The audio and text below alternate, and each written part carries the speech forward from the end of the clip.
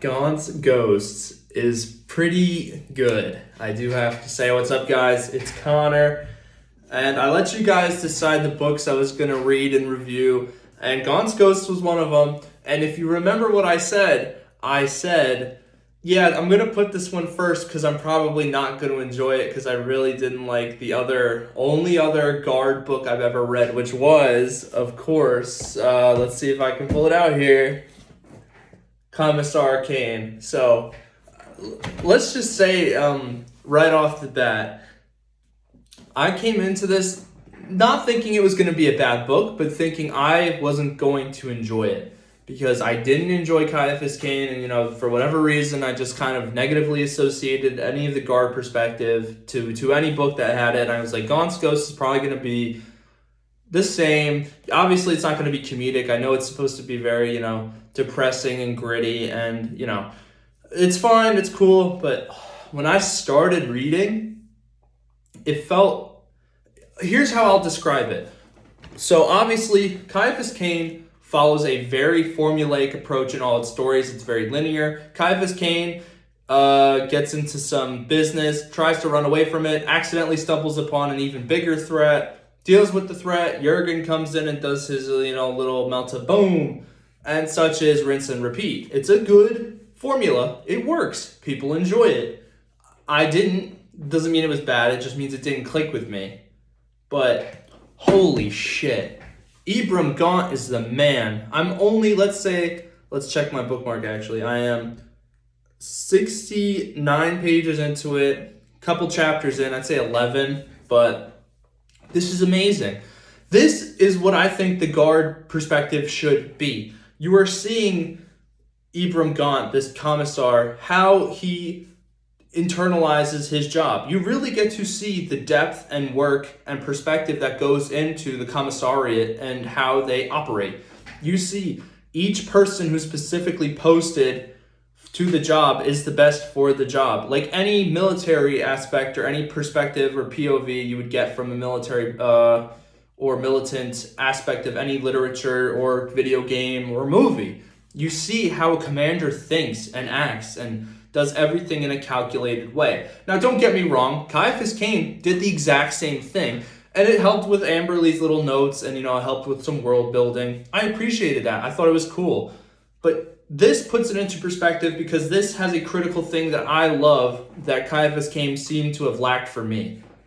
That this is real in the sense that death and uncertainty and brutality are in fact an ever-present threat to Tanith's first and only, Gaunt's Ghosts. Now, of course, obviously Caiaphas Kane is a whole different ballpark. It's not as gritty. It's not as, it's not supposed to be so macabre and just depressing. It's not. Even though it's a 40K book, it's still technically, I would really classify it as it's comedic at the most part. This isn't. This is depressing. This is brutal.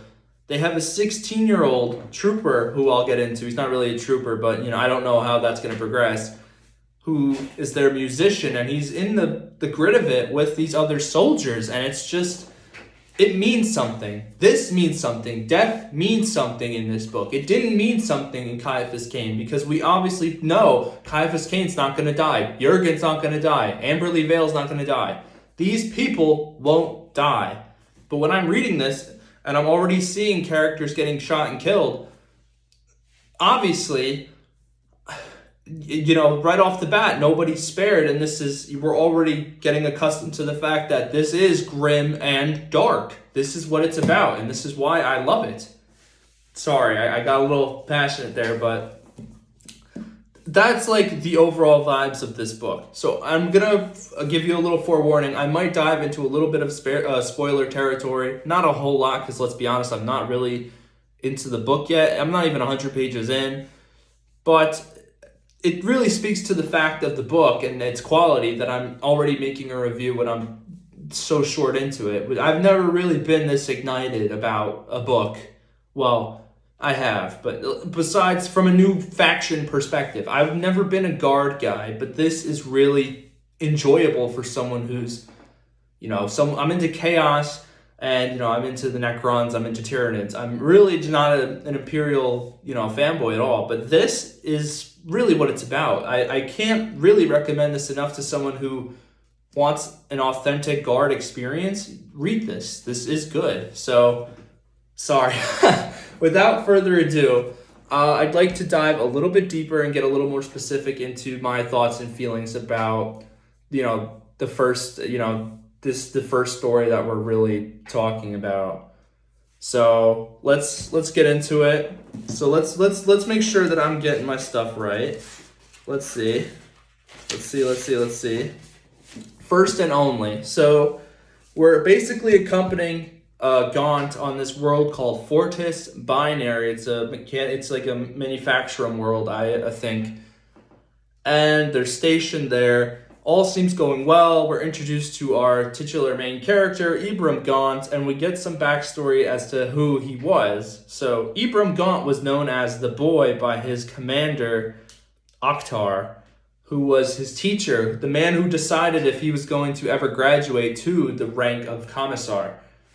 And we really get to see in these early chapters how Gaunt formulates his strategies and how he dictates who goes where, when to show mercy, when to be ruthless. So when we think of commissars, I know a lot of people might think of the guy who might just pop a soldier because he's a coward and he's running away. Gaunt is the type of man, much like Caiaphas Cain, to leverage having an interpersonal connection with your soldiers because they're just that more likely to fight with you. Sometimes common sense isn't so common. And Ibram Gaunt is pretty good at utilizing common sense. Treat your soldiers like people, know when to be hard, know when to lean off and let them do their own thing. It works good. And he works good. It's just such a stark difference between Cain and Gaunt. And it's funny to me, it's because obviously the two different really genres and themes and everything else. Two completely different books, just happen to be in the same universe. But just insane stuff. Akhtar is also interesting because when we see stuff from his perspective, we see it from a teacher's perspective. We don't really see it as a sergeant teaching a colonel or vice versa. I don't know how ranks work, but you get what I mean. It's a teacher and student role. So we get to see how his philosophy kind of imparts upon Gaunt and how he commends, his men and how he deals with them if they fuck up, for lack of a better word. We get to see the personality form in Gaunt, and we get to see how bits and pieces of Akhtar sort of mesh with Ibram Gaunt's leadership style, and it's really cool to watch. Fortis Binary as a planet, though, isn't really interesting. It's more like what's going on there, because it's obviously a chaos invasion. Half the Mechanicum has fallen. Only a small percentage were evacuated off-world, and everything's miserable. But besides that, I'll go a little bit further into some of the other characters. We have Colm. Oh my God, Carbeck. He's a 40-year-old, he's described as being burly, but on the wrong side of 40, so he's kind of getting fat, and he's a colonel, and, he's been with Tanith's first and only for a little bit. And then we have a trooper, his name is spelled Fluke. I may speak the English language, but my mastery over it and my vernacular are quite lacking. He's pretty cool. Major Ron, not a lot said about him. I don't have any real opinions about him. So Bryn Milo, or Milo, however we're going to say it, is this 16-year-old who was picked up on another planet by the Gaunt's ghosts. And again, this is sort of that realism of this grim and dark aspect we should be accustomed to when it comes to Warhammer novels. We get to see the 16-year-old who, Colm sort of remarks as still having the youthful eyes of hope, and I can't stand to be near him because, that hope will extinguish and burn out, which is grim. Again, this is the reality of all wars, whether this be fictional or not. War is awful for everybody, and you will only, you won't see the best in people after war. You only will see the worst. But Bryn is this kind of one-off, exception to this, who is in this battlefield, who plays the songs, who plays the drums of Tanith, who motivates these men to fight and to keep fighting. Do we seek glory? Do we seek death?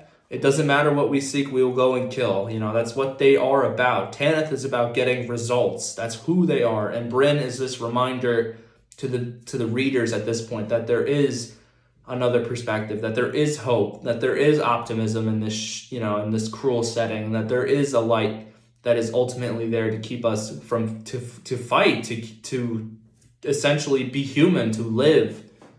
It's obviously there's not a lot of depth to him yet because I'm still reading, but I find it really a good inclusion of this character, because obviously when we think war, we think everybody's effective, but mainly I tend to think of only soldiers when it comes to any sort of war, either real or fictional, how it's depicted. I really only imagine how the soldiers are getting affected.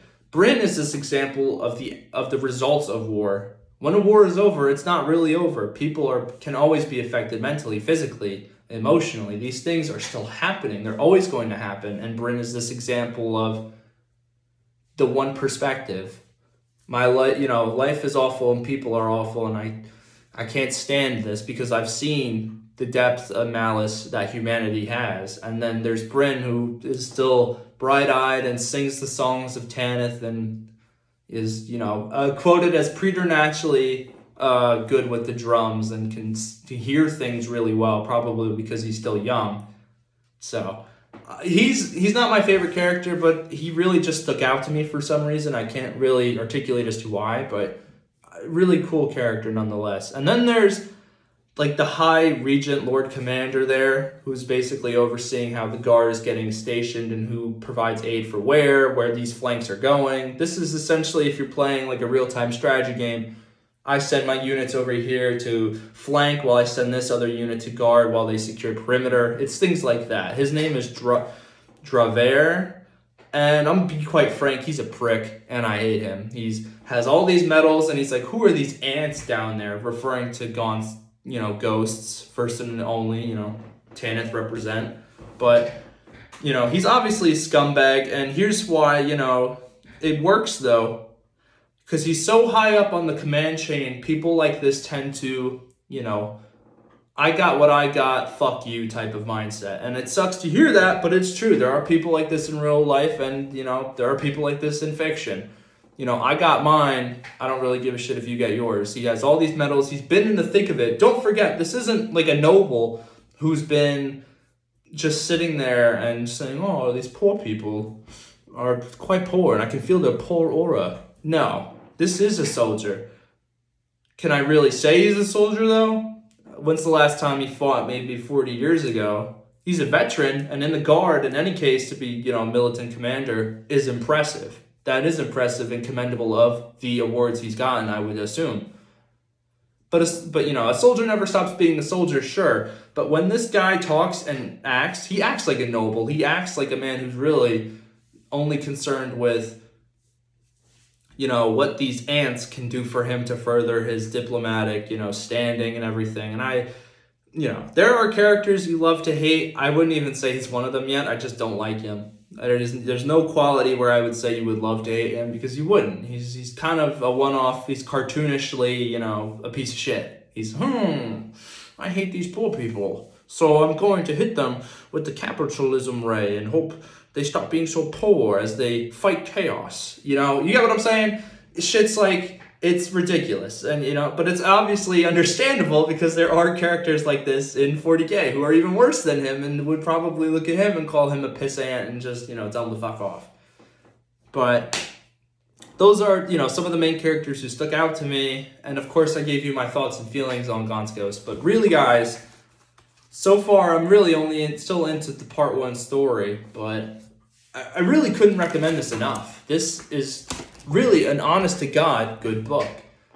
And if you like the grim and dark and gritty and, where things matter, mortality is an ever-present threat in this setting, this is the book you should read. This is the book that can put you on to the Guard if you're not into the Guard or still wondering, oh gee, I'm not really sure what I'm interested in, please give this a read. I know there's a lot of pages and it looks daunting, but you're not in a guys, it's not a race. You can take your time with it. It really is, and I don't want to sound like I'm overdoing it, but it's a good book. I would seriously recommend it to you. I really only wouldn't recommend it to you if, again, it's, dark and gritty is, not your style, or for whatever reason you're daunted by the length of the pages. Then I would say you're probably better off getting something maybe smaller, like Valdor, or not an omnibus, but I have the omnibus, so you'd probably be better off getting the stories separately. But